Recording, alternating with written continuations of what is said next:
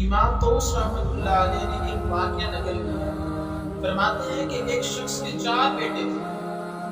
جب وہ مریض ہو گیا تو اس کے ایک بیٹے نے اپنے تینوں بھائیوں سے کہا کہ اگر والد کی تیمارداری تم کرو گے تو تمہارے لیے میراث سے کچھ نہیں، اور اگر والد کی تیمارداری میں کروں گا تو میرے لیے وراثت سے کچھ نہیں ہوگا۔ تو وہ بھائی اس بات پر راضی ہو گئے، تو انہوں نے کہا اس شرط پر تم ہی تیمارداری کرو، ہم اس شرط پر تیمارداری نہیں کریں گے۔ تو اس جوان نے اپنے والد کی ساری عمر خدمت کی، تو جب اس کا والد فوت ہو گیا تو اس نے وراثت سے بھی حصہ نہیں لیا۔ جب وہ پہلی رات سویا تو اس نے خواب میں دیکھا کہ کوئی کہنے والا کہتا ہے کہ فلاں جگہ پر جاؤ، وہاں 100 دینار ملا ہے لیے۔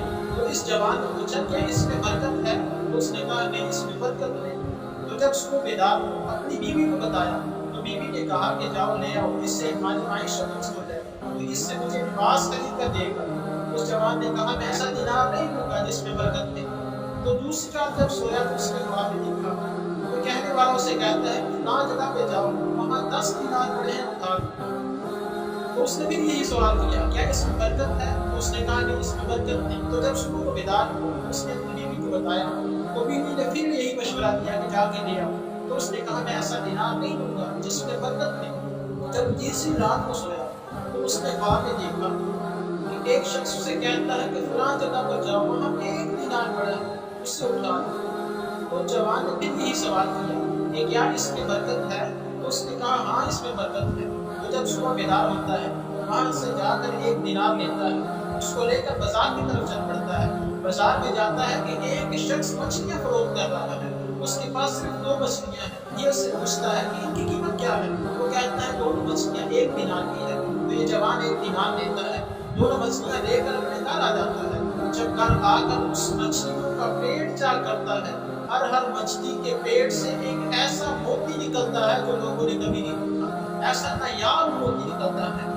تو ادھر بادشاہ نے اپنے لوگوں کو بازار میں نایاب موتیوں کی تلاش کے لیے بھیجا ہوا تھا کہ نایاب موتی کو ملے تو اس سے خرید کر لے آنا۔ تو بادشاہ کے جو لوگ تھے تلاش کرتے کرتے اس جوان کے پاس پہنچے، انہوں نے موتی دیکھا تو ایک موتی کو 30 خچر سونے لاد کر اس کے بدلے میں خریدا۔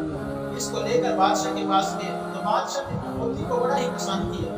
تو اس نے کہا موتی تو خوبصورت ہے لیکن ایک یہ چلتا 2 ہونے چاہیے، جوڑا ہونا چاہیے۔ تو اس نے کہا اس جیسا ایک اور موتی تلاش کر کے لے آؤ، اگر چلنے میں ڈبل قیمت دینی پڑے۔ تو لوگ بازار میں تلاش کرتے رہے، پھر اسی جوان کے پاس پہنچے تو اس کے پاس دوسرا موتی پایا۔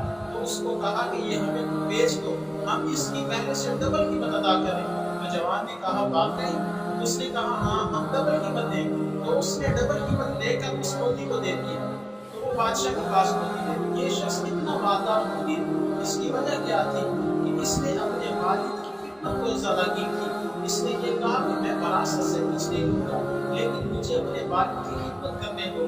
اس نے اپنے والد کی خدمت کو مقدم رکھا، تو اس کی وجہ سے اللہ تعالیٰ نے اس سے 1.5 مال عطا فرما دیا۔ جن بھائیوں کو وراثت ملی ان سے بھی زیادہ مالدار ہو گیا۔ تو اللہ خالق کائنات کی بات کرتا ہے، اللہ تعالیٰ ہمیں بھی اپنے والدین کا ادب اور احترام کرنے کی توفیق عطا فرمائے اور زیادہ سے زیادہ ان کی خدمت کرنے کی توفیق